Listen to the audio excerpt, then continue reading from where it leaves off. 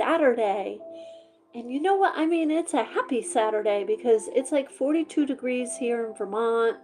I feel like a sweater is even too much.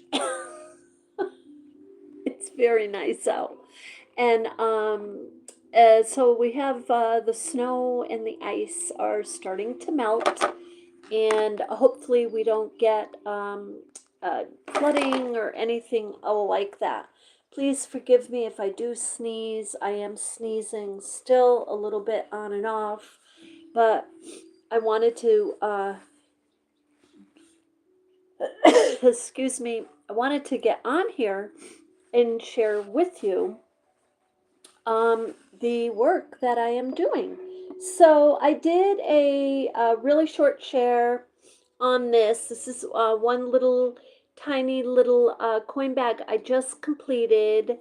And so with the little snaps and super duper cute. So you don't see the sashiko stitching all around it because the Boro inspired is the concept. That's why it's called inspired. So it doesn't mean that it has to have the sashiko stitching. Like this one we're working on right now today together. This has all the sashiko stitching. This one just has a little bit. So I'm working on a few. And I'm just going to pick some thread. And I think I'm going to go with the yellow, but look at this. Isn't that adorable, guys? This is a different fabric. This is a different fabric. And then this, okay, and it's the red that I was just really loving.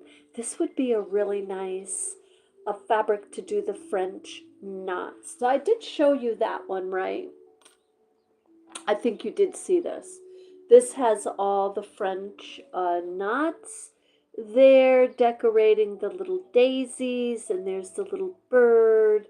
And you can do, you can apply the sashiko stitching or the Japanese method of patchwork in so many different ways for your projects. So that's why I show you like the different ways that I'm working on the coin bag or whatever it is that I'm working on. So I like to use the different color threads to decorate when I'm sewing something together. Now this is a really big needle, so I was using this particular needle. The diameter is quite thick and it's wide-eyed. I was using this to make the French knots. Why was I using it? Because it is wider, so it was giving me a little bit more of the loop. It was making it just a little wider. And as you know, I did a Carmella thing that I do and I amended the French knot just a little. What I did is I just kind of gave it a couple of more little stitches, kind of going across and over, just to tighten up the French knot. Do you have to do that? No, you do not. It will be totally secure if you do not. And so, but I do want a smaller needle here. So now I save these threads because I come back around. Oh, I do want to share something with you guys. Hold on. So okay, on my Instagram, I do more of what I'm calling like clean cut clips where I'm sharing like the finished product. Over here, I am kind of talking to you a little bit more about it. So kind of let me know if that is like an interest to you, if that's something you want me to continue to do. So, but with that said, I wanted to share with you this one. Okay, I want to show you. I hold these up over on Instagram. I hold these up. Look, check it out, guys. These are vintage plastic beads. These are not contemporary. These are old, okay? And I got them at the thrift shop. So I use them to create this tiny little, this is the newest little tiny coin bag. Why am I making them tiny? I want to make tiny ones and keep the regular size ones. And then we're going to make some larger ones. They're going to be round. We're going to make them together. I've made these before. They're way back in the videos somewhere. But we'll do it again. So look at the button. You see the button? That button, I want to hold this up, are these buttons that we got at the thrift shop just yesterday, guys. They're wooden buttons. These are not contemporary either. These are not these might actually even be handmade. These might be handmade. These are lovely. So I use those. So there's vintage button, there's vintage beads. The fabrics, this green checker is of a older rendition of a Ralph Polo shirt. I don't think it's vintage, but this buffalo plaid might be. So, but I wouldn't say, if I'm unsure, I wouldn't like say it's definitely. So, but isn't it just adorable? Just the little combo of it all. And then, yes, I did put the little snaps on. So it just makes it so much, just really adorable. I don't even know another word to say. So I'm going to put that over here, but I wanted to share that with you. When you add something a vintage, you want to be able to share that, like if you're doing a make and sell. So, okay, with that said, this little pouch, you can see right here, I pinned it because I wanted to I had taken the time to get it exactly where I wanted it, so that when I fold down the flap, it's going kind of just mid place there of the little coin bag, like midway.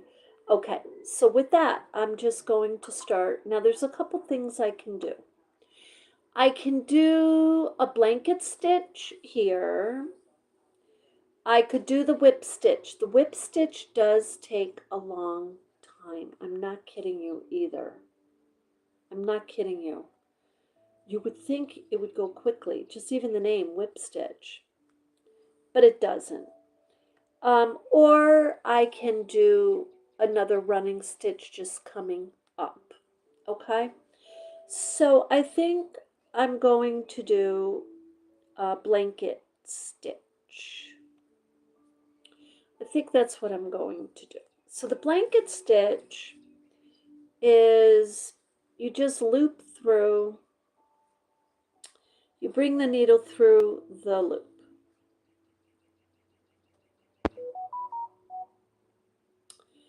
And to get it started, it always is a little bit of a challenge. It always is for me anyway.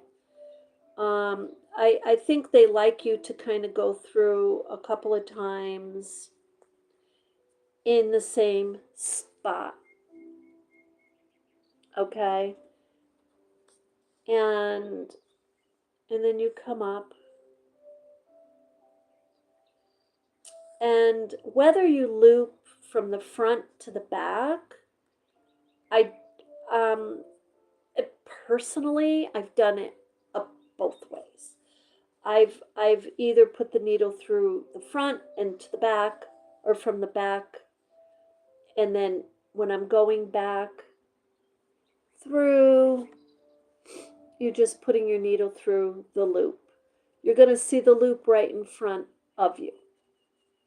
So you're going to get your little stitch right there, your little blanket stitch. So you see I'm coming up, you just come up, like this. I'm bringing the needle up from the back. And you see the loop here? Here's the loop. See it? And I'm just putting my needle through to make my little blanket stitch, and then I pull it nice and snug. You hardly kind of notice it, but it's there. And what that does in its own little way, just a little different from the WIP stitch, but it does provide a little cover for the little seam there. So I'm coming back up from the back here. Now, sometimes, depending how my blanket stitch comes out, I will, I might decide to reinforce it with the WIP stitch. It all depends. But you can see, I've only done like 3 of them. On the corner, I did kind of a little triangle because it just kind of moved the stitch a little because it wasn't grabbing that corner. So I will probably, for me, I'll come back to the corner and I'll just do like a little X with stitches to reinforce it, or a little bit more WIP stitch. The corners I like to WIP stitch more. I like to give them more stitches, and the same with these little corners. It's going to be the same thing going on. So in the middle here, what I want to make sure is, I'm going to put this down because it's causing me havoc holding it up in the air. Hold on a second. There we go. I hope you can see that okay. And excuse me. Okay, so this, when you pull the needle up through, if you do like I'm doing and you're pulling it from the back, you're going to simply, before you close that loop, okay, you're just going to put your needle through to make a nice little blanket stitch. Move this out of the way too. So I just thought I'd bring you with me today as I'm finishing up this beautiful little project. And I have many, many more projects that we have to finish. Now, I really want to finish our chakra meditation project, and the goal is to finish that one off tomorrow. I will share with you the mandalas that I've attached, and we'll go through that one.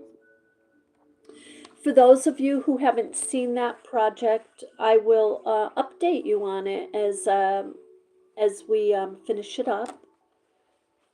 And then we'll do a little short on it so you can just see it and what it looks like. Look how cutesy that's coming out, the little blanket stitch. Now, you do see the blanket stitch many times on fleece and wool blankets, like in the stores. You'll see the blanket stitch. You'll see it in handmade products quite often. It's a nice little hefty stitch. Anything you do that's hand stitched is really very, very strong. Now, up here, we're coming to the corner, so I'm just going to do as I would normally do, is make my little stitch. And then I'm just going to reinforce it as it's the corner. And then I'm going to continue. So another blanket stitch. Just turn that down. Sorry, guys. The finches just love their little music. So what I like to do is go down like vertically. And because what happens with these little parts of your bag is this is just where they get vulnerable and pull is on the corner. So I just went kind of vertically like that. And then I'm going to do a couple of WIP stitches and really secure that. And after I finish my little coin bag, I'll come back around and just double check it and make sure I got everything the way I wanted it, because I am totally a firm believer in, just double checking, kind of coming back around. If it's not the way you like it, definitely work on it. And give yourself that opportunity. So I'm going to go one more time, and then I'm going to do another vertical, okay, that I like to do. And that for me will feel really secure. That's good. Okay, now I'm going to continue my blanket stitch and just continue up this whole area, the flap now. And each stitch that I do, I just, make sure that I am pulling it nice and snug. Because with the blanket stitch, it's easy to get it loopy. If you're not pulling it all the way through, it's very easy to get it loopy. You're working with a loop. You're putting and sometimes these can get very wide. And if they do, just go back around and do another round of your blanket stitches. It's totally fine. It's not going to hurt anything. It will reinforce what you've done. And if you worry about the aesthetics, you can always take out that round. Do another round where the stitches, your blanket stitches, are a little closer. And because that will give you more of a secure stitch. So that's pretty much what I wanted to share with you. And I'll end up I may do a little crochet flower for this one too. And we'll see if I can find a piece of fabric that I think looks adorable. This one, is a little different. And I'm really loving the difference. I don't want to do everything cookie cutter. So I want to use the different materials that I get, at the thrift shop, and use my different skills. So if I know how to crochet, I know how to weave, I know how to macrame, I know how to bead, or even use jewelry, to make a little trinket to add to it, dress it up. Now here I have the choice to go right around and do the blanket stitch here, and I'm not going to do that. I'm going to come up here and simply do the blanket stitch here. Okay, and then I'm just going to come across. I just want to,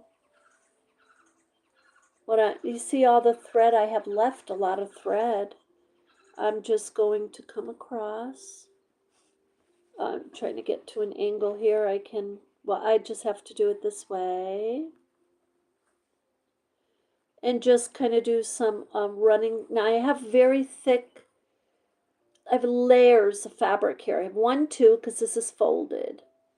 And then I have this is the top part of the fabric, so that's 3. Then I have the base, which is a 4th layer, and then I have this side. So I have 5 layers that I just went through. So yes, I take my time. If I feel like it's pulling or it's a little tough to get through, I don't expect to grab you know, 3 or 4 or 5 stitches. I will just take it a stitch at a time if that's what I need to do.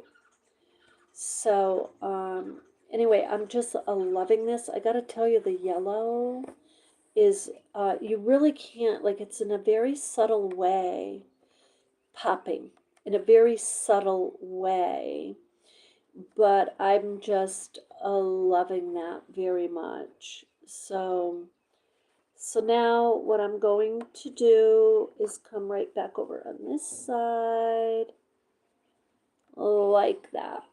And then I'm just going to go down. I don't know if I'm not going to make it all the way. I'm really not, but that's okay. So I want to just do a whip stitch here to give me a little reinforcement right now. Okay, and I'm going to do another one, and then I'm going to start doing my loop for my blanket stitch again. I'm on a corner, so it might come out, yeah, it's going to come out just maybe a little on the angle, which is totally fine.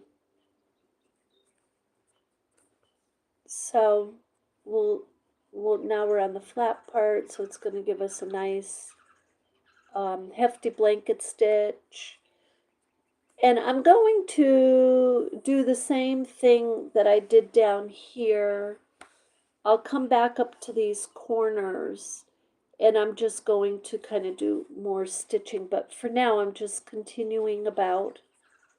That's why I'm not too worried about the angle, because I know I'm going to come over here and do more whip stitch, both vertically and horizontally. You know, you really have to do something like that. If you're using your sewing machine, you can just, you know, reinforce it with your back stitching a couple of times. But because I'm doing hand stitching, I really do want to make sure it's reinforced. So we'll probably just make it to the whoops, that came out, to the pocket part of this coin bag. I have to tell you, I personally really do like the size of these coin bags much more than the larger coin bags that I've been making. And the reason is that they just look so darn cute, guys. I mean, I can't even. And I just feel like it's easier to hold coins in. Now, what I do here uh, to I'm just going to put a knot in this, and I'm going to hide the thread inside. And I've got a couple of layers of fabrics here that I can work with. So I'm just going to come back this way. So I'm trying to get it in there. Okay, and I'm going to bring it in an area of the bag here that's pretty well hidden. So I'm coming down into the pocket area. I just folded that back. Coming into the pocket, and I'm just going to pull this through. I just took part of the running stitch, and I'm just going to, now I'm going to take this out, the pin out. So, because I'm going to show you what I'm going to do here with this.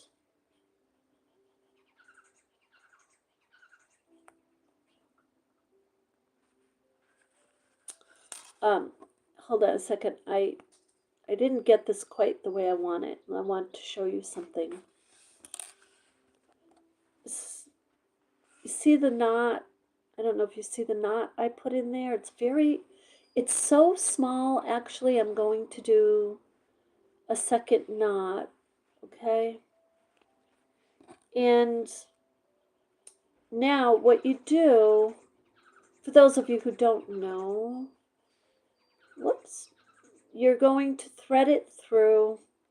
try to thread it, you thread it through underneath the fabric, but you want to feel that knot, you know what I mean? So I'm just going to go down, I'm going to make a little stitch going down.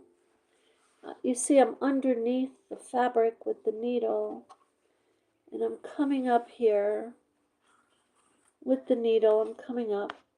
Good, now I felt the knot go through, so that feels better. Okay, so now you want to make sure the knot is underneath the fabric, and then what you do is you cut it, and then make sure it's just sitting under that fabric.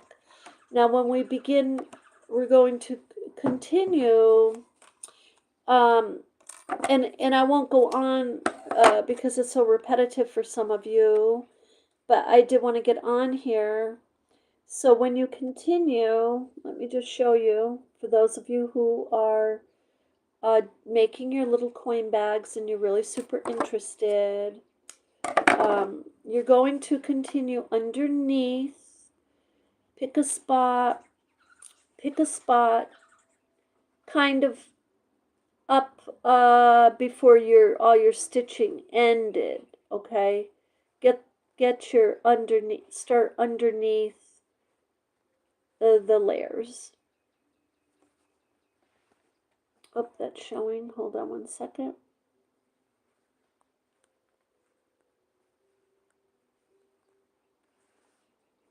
I'll have to turn it this way, I guess, so I can see. And well, I guess what I could do, let me show you another way, because I am struggling with that. Let me show you something. You've got the knot, okay? So what you want to do is start underneath your fabric. So pull. Okay, so I want to start stitching there. You know, start 2 or 3 stitches before, just for reinforcement. And so I'm pulling this up through. Now watch. You see, here's the knot. You see the knot in the little tail? Well, I want to pull that knot through. I might have a little, because I have the running stitch, I might have a little difficulty, but I should be able to pull it through. Okay, now you see it's hidden underneath. It's hidden. Okay, so now I feel good about continuing my blanket stitch. Continue my blanket stitch.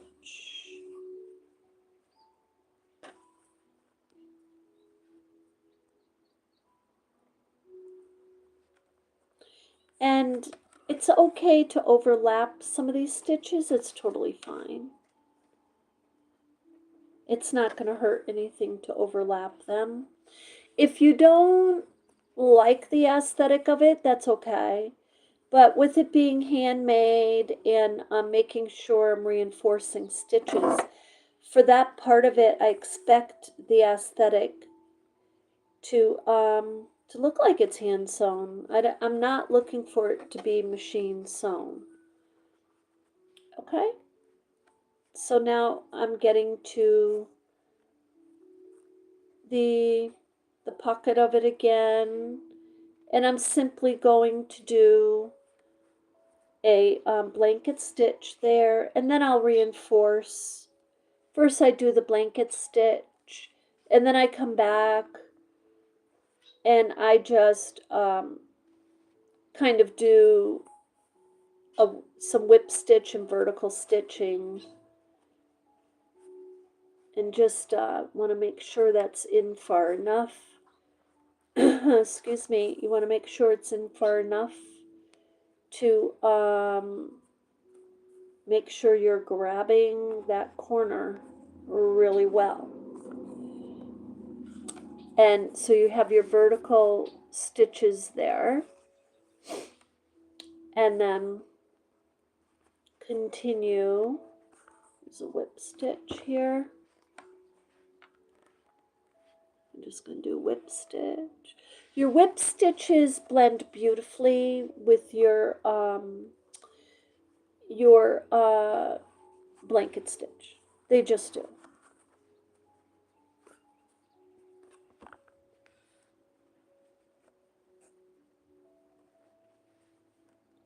Now we'll continue right here. Whoops. See how quick I did that? I almost lost my loop. See, there's the loop. And we continue now our blanket stitch. So just when you're starting your blanket stitch, just do a whip stitch first, and then go ahead and start your blanket stitch, which is you're coming whichever side you're starting on, whether it's the back part of it or the front part of it. Just stay consistent with that so you get your little blanket stitch when you loop, when you put your needle through the loop.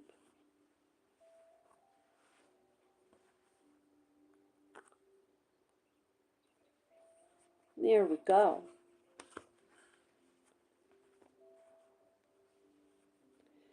Okay, and guess what? We're actually almost done with this part of the, you see how quickly that went? It went that quickly because everything was prepared. You know, I had pinned it right where I wanted it, so it wasn't shifting and moving on me. And personally, the blanket stitch, it just goes way quicker than the whip stitch. It just does. And it actually, in many respects, it looks nicer too. I feel like it looks nicer. Now I gotta get my tail there. And we're just about running out of thread, but we have enough to get this corner. And then I'll come back to this corner and this corner, and I'll reinforce those also, because you definitely want those reinforced. So I'm going to do one more blanket stitch. And there we go.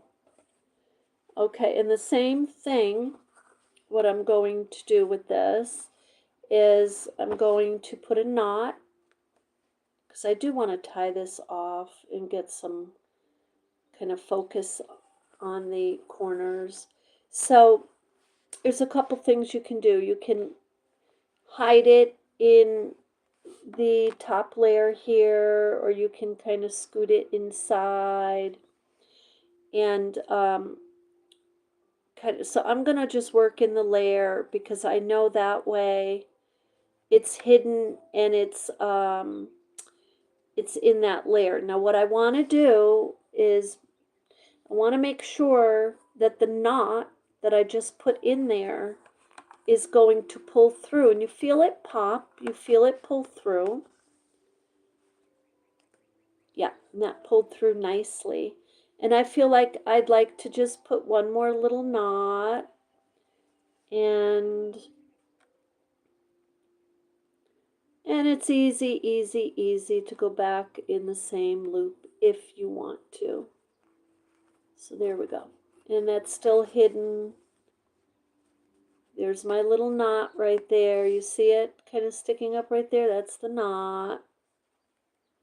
And I like it when I have to work at that a little bit, because it tells me that that's catching really good and it's not going to go anywhere once I do get it through. But look at that. It's giving me a little havoc right there. And that's because the yarn is twisting as it goes. So I'm just going to see if I can hold it to get that little knot through. There we go. That's a lovely. Now when you clip it here, you see your tail is showing. So I'm going to clip it again, but I'm also going to kind of pull the fabric up a little so I can get it to hide in the fabric. That's what I want. I want it to hide underneath. I don't want it to be out there. No, that one. Well, it's good. It's good when it's not moving on you because that means you've got it at a very good place. There we go. Okay, so this is a lovely. Yeah, so there we go, guys. Okay, I hope that gives you a little inspiration. And I know I seem to be sharing all my little coin bags with you, but we have so many other projects to do. So I figure I get on here though and share this one. And once I have the bow on and the little clasps and whatnot, and I've reinforced it a little more, I'll share it when it's complete. So with that, you have a beautiful day.